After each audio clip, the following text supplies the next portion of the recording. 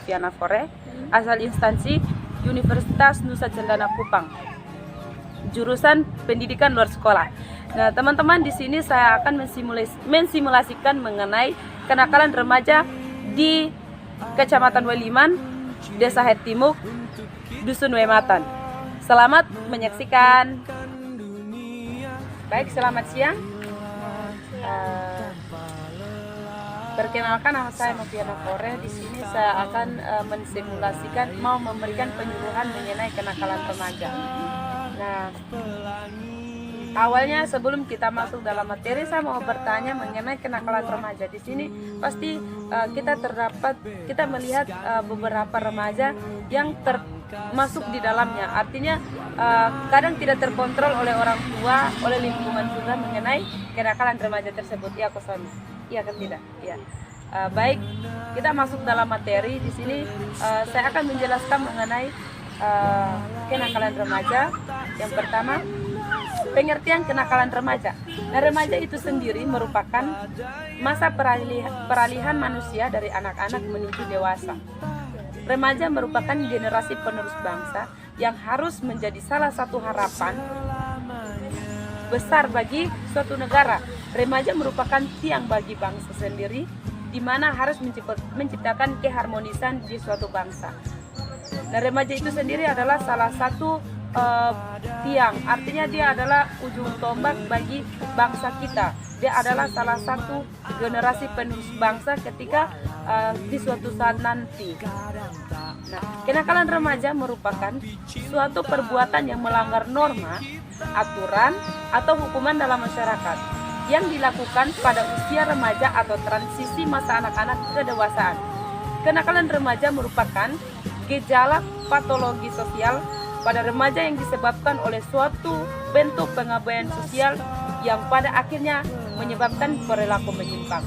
Nah, contohnya baru-baru ada tawuran. Ya, di sini baru-baru ada tawuran. Di situ karena mungkin kurangnya perhatian bagi masyarakat atau mungkin perhatian dari keluarga, sehingga ketika mereka merancang sebuah komunitas atau organisasi, sehingga mereka mau merusak lingkungan sendiri atau mau menyerang lingkungan lainnya. Nah, kita masuk lagi dalam faktor penyebab kenakalan remaja. Nah, di sini faktor penyebab kenakalan remaja itu hanya terjadi dua faktor saja. Yang pertama itu faktor internal. Artinya internal itu berasal dari keluarga. Nah, contohnya kalau ketika keluarganya sering memberikan contoh yang baik, pasti seterusnya anaknya juga akan memberikan contoh yang baik. Artinya dari keluarga sudah memberikan contoh yang bagus, artinya tidak ada perpecahan, tidak ada perkelahian. Otomatis anak tersebut melihat dari contoh tersebut, maka dia tidak akan bisa melakukan itu di lapangan, atau dia tidak akan bisa terpengaruh dengan lingkungannya sendiri. Yang kedua itu faktor eksternal. Nah, faktor eksternal itu tergantung lagi pada anaknya. Kalau ketika pergaulannya buruk, pergaulan bebasnya semakin karena usia remaja itu semakin hari dia harus mengikuti eranya globalisasi. Dia harus mengikuti perkembangannya zaman. Ketika dia melihat pergaulan remaja sekarang ini sangat-sangat tidak bagus untuk pendidikannya juga. Nah, ketika dia melihat era globalisasi, dia melihat keluar bahwa lingkungannya semakin hari harus meningkat, maka dia pun harus mengikuti era zaman. Nah, dari situ ketika dia bergaul dengan orang-orang baik, maka dia punya perilakunya pun akan membaik, atau tidak otomatis dia tidak bisa berani untuk melakukan penyimpangan. Yang kedua, kalau memang dia melihat pergaulannya buruk, karena semuanya tergantung lagi pada pribadi anak. Ketika dia terpengaruh dari orang lain, otomatis faktor eksternal itu akan terpengaruh. Jadi tidak mungkin dia bergaul pada satu komunitas yang baik, yang buruk, tidak mungkin dia harus melakukan kebaikan. Kalau dilakukan kebaikan, otomatis dia harus dapat apa ya? Contohnya dia harus dapat, kamu itu kurang begini, kamu itu tidak oke. Ya kan, zaman sekarang kan biasanya begitu. Kita harus ikuti eranya perkembangan zaman. Sampai di sini ada pertanyaan? mengenai faktor penyebab kenakalan remaja. Mungkin ada kendala yang kita lihat di lapangan. Nah, yang selanjutnya itu mengenai solusi dalam menghadapi kenakalan remaja. Artinya bagaimana caranya kita memberikan solusi sehingga anak tersebut tidak terlibat dalam kenakalan remaja. Dia tidak melakukan tindakan penyimpangan. Nah, yang pertama itu memberikan arahan mengenai pergaulan bebas. Nah, di sini tergantung bagi orang tua ya. Tergantung bagi orang tua. Dia harus terbuka dengan anaknya. Dia harus ceritakan, oh kita kalau pergaulan bebas, maka nanti masa depan kamu yang sekarang kamu impikan akan tertutup. Kamu tidak akan bisa kamu tidak bisa tercapaikan. Nah, dari situ hanya arahan dari rumah. Kamu harus memberikan dia sebuah motivasi atau harus berikan dia dorongan sehingga dia bisa mengelak dari pergaulan bebas tersebut. Nah, yang kedua itu menjalin komunikasi efektif dengan anak. Nah, yang solusi kedua ini biasanya kita lihat di keluarga, orang tua tuh sering memberi tertutup dengan anaknya. Nah, kenapa? Karena dia tidak mau anaknya itu harus tahu negatif-negatifnya. Tetapi di sini kita harus belajar. Kalau anak itu kita tidak memberitahu dia tentang hal-hal yang tidak baik, maka dia akan melakukannya di luar. Artinya kita harus dari orang tua harus terbuka juga dengan anaknya. Kalau dia tidak terbuka dengan anak, otomatis anak juga akan tidak terbuka dengan orang tua. Ketika dia melakukan kesalahan di luar sana, tidak mungkin dia akan datang ceritakan dengan orang tua karena pada awalnya orang tuanya juga tidak mau terbuka dengan anak tersebut. Nah, yang ketiga adalah tidak bersifat keras tetapi tegas. Nah, keras itu beda dengan tegas. Nah, keras itu kita bisa lakukannya sampai dia merasa tertekan sekali. Saya mau lakukan ini tapi saya takut orang tua saya melarang. Padahal dia maksudnya itu baik untuk dia punya diri.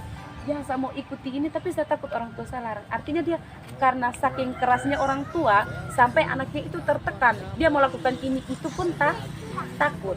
Nah, kalau tegas itu contohnya begini. Ketika kita memberikan izin untuk anak, ya kamu keluar tapi kamu harus masuk kurang dari jam 9 malam, itu kamu harus duduk di rumah. Atau kamu keluarnya jam 7, jam 9 malam itu sebelum jam 9 malam atau tepat jam 9 kamu sudah harus di rumah, tidak boleh keluyuran lagi. Ya tidak. Artinya itu adalah salah satu aturan supaya anak tersebut patuhi. Itu artinya kita harus tegas. Kalau ketika dia melanggar baru kita berikan kekerasan. Artinya kita kasih dia arahan supaya dia jangan menyimpang dari jalan tersebut. Nah, yang terakhir itu, yang berikutnya itulah mendukung hobi positif anak, mengawasi pergaulannya juga.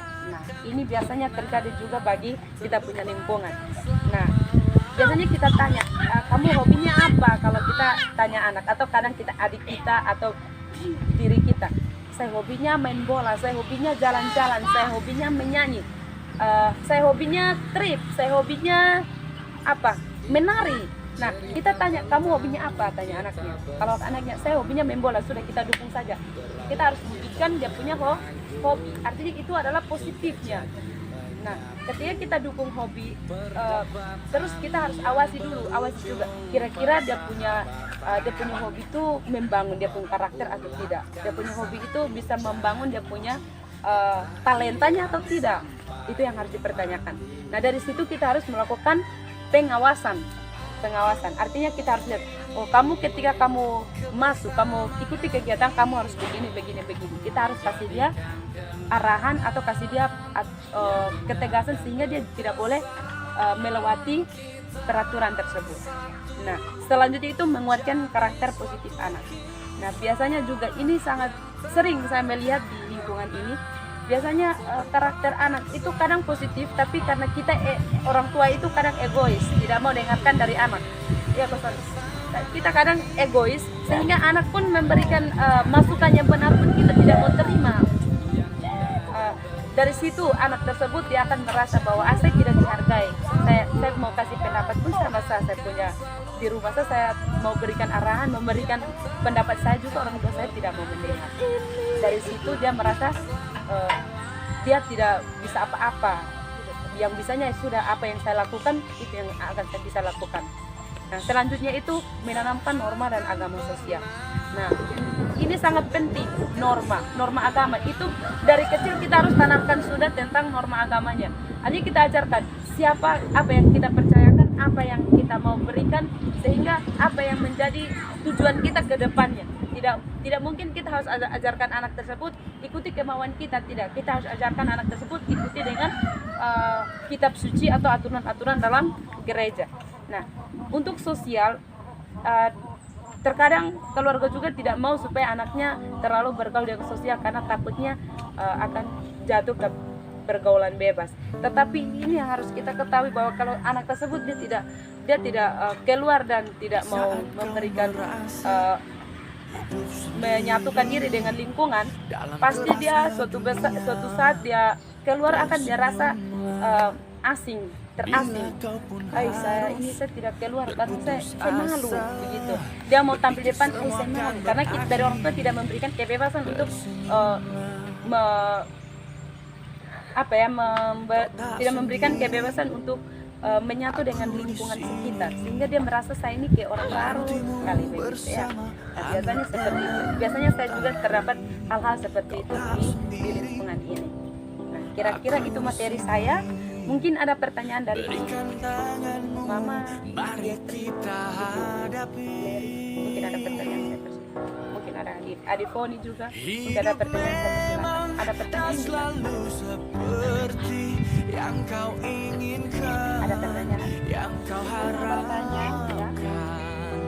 Apa yang remaja ya, itu pertanyaannya ya. Tadi saya sudah jelaskan kalau kita keluar malam tergantung ya, kalau dia keluar malamnya dari jam berapa sampai jam berapa ya kan. Nah, itu kembali lagi di orang tua ya, kenapa dia keluar malam, kenapa sampai terjadi. Nah, di sini pasti kita pada saat dia keluar kita harus tanya, kamu mau kemana begitu. Oh, saya mau ke sini, jam segini kamu sudah harus kembali ya kan. Kita harus kasih dia peraturan. Nah, karena mungkin kurangnya terkontrol bagi orang tua, nah kurangnya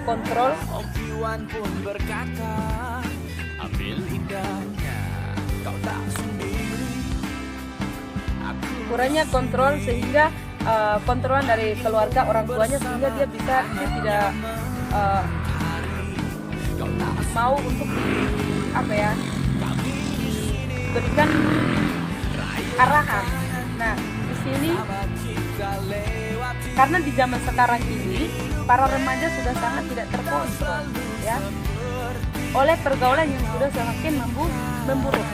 Nah, yang kita lihat para orang tua zaman sekarang pula sudah tidak terlalu memperhatikan anak mereka yang bergaul dengan sembarangan, sehingga memberikan kesempatan pada para remaja untuk keluar malam bahkan sampai pagi. Artinya orang tua juga malas untuk memberikan arahan atau memperhatikan anak mereka. Mungkin karena faktor kerja atau mungkin karena anaknya terlalu bagaimana, akhirnya sudah lepas. Mau sampai kapan dia sadar itu akan menjadi. Jadi artinya kalau seperti itu contoh yang tidak baik, karena nanti merusak dia punya masa depan anak. Mungkin ada pertanyaan lagi, ada kendala, ada apa? Mungkin ada kendala apa? Ibu Leri, ada pertanyaan?